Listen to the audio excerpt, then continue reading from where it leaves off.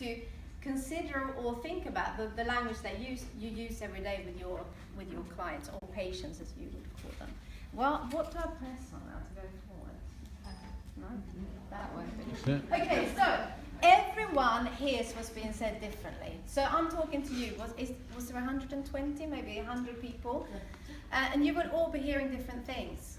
And it all depends on, what kind of mood you're in. The classic is when we send messages or Facebook or emails. When people read things, we can read it in different ways. And the way we hear things as well, we will hear it based on much of what culture we're in, where we grew up, our family, what we've been conditioned, ready to believe, life experiences, and also the current state of mind. So this little cartoon is a typical example of a bit of a mismatch in communication.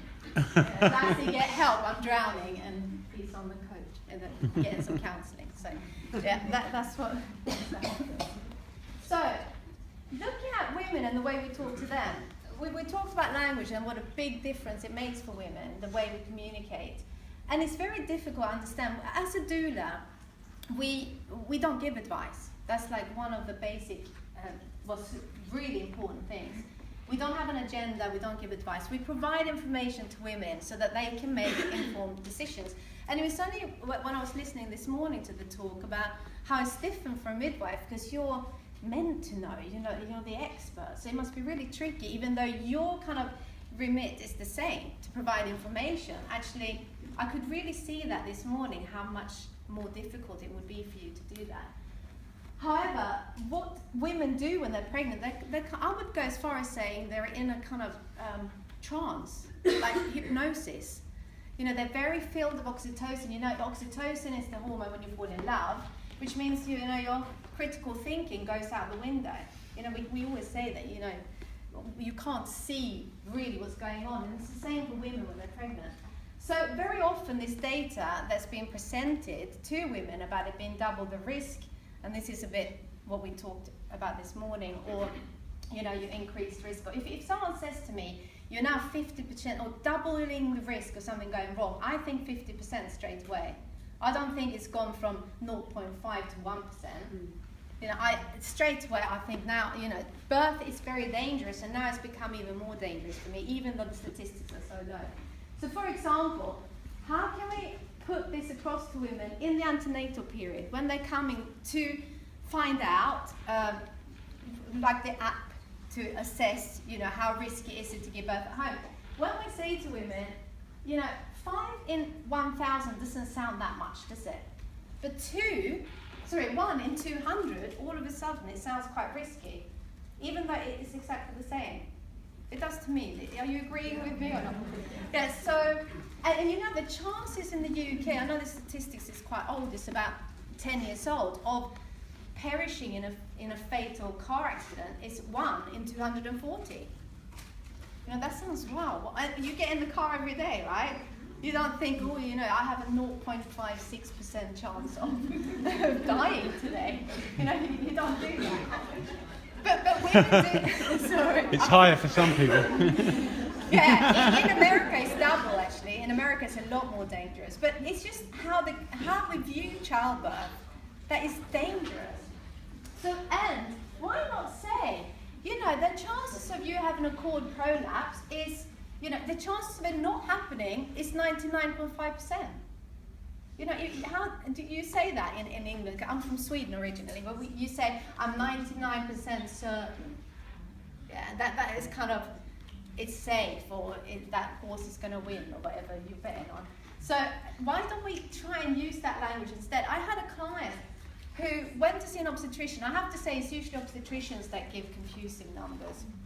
And she was told, her belly was measuring a bit big for dates, and want to test her for gestational diabetes. And the obstetrician she saw said after all the tests, well, we don't think you have obstetric gestational diabetes, thank you. But if you do, your birth is going to be really traumatic, really difficult, and your baby might become very unwell. But don't worry about it. Go home and we'll see you in a couple of weeks. But this woman was someone that already had, you know, body image issues. You know, she had a lot of different issues. But what happened was that she thought, you know what, I'm not going to eat because I don't want this baby to get any bigger. So I'll just eat nothing for the next 2 weeks, try and drink just soups and slim diet things, which she did. And then when she went into labour and we turned up at the hospital, she had like 3 ketones already in her urine. Well, you know what that means. Well, the recommendations now is that you don't go to the birth centre, you need to go and have a drip and, you know, all that. And it ended up being much more, you know, a completely different birth for her. And I'm just thinking about that doctor. If he had thought about how he communicated, you know, if he had connected with her with his heart, and so this is a person here, it's her first experience, she's scared already, how can I communicate this in a way that's not going to scare her? I mean, there was no need to say, if you have, because she didn't. They never checked her glucose during the whole labour, they never, you know, she didn't have a problem. So that, in the antenatal period, I think we can prepare women a lot better by, you know, just, of course you have to tell them what they need to know. You shouldn't keep secrets from them, you know, like there's risks involved, but just think about how we portray it, how we put it across, so that they can be more confident. So moving on, in labour. Now this is something that's quite close to my heart. I've done a workshop with Penny Sinkin and Phyllis Klaus, 2 of the founders of the doula movement. I went to San Diego, and it's about survivors of sexual abuse in labour. And they usually are your difficult patients. You know, the ones that won't do what you're asking them to. They're awkward, they might be very aggressive, they don't trust you, they don't like you to be near them. And very often you will use these kind of phrases that I know you don't, you just say them because you would like someone to open her legs. Can you open your legs? Just relax your bottom. This will hurt just a little. Will be really quick if you lie still. You know, try and lie still will be quick. Can you hear where those phrases could have been used in under horrible circumstances? And literally these women, either they dissociate, which means, you know, they're no longer with you in the room, or they can be very traumatized. And for you, working with them, you'll be thinking, you know, what's going on? You know, she's being really awkward, because that's what you usually tend to think.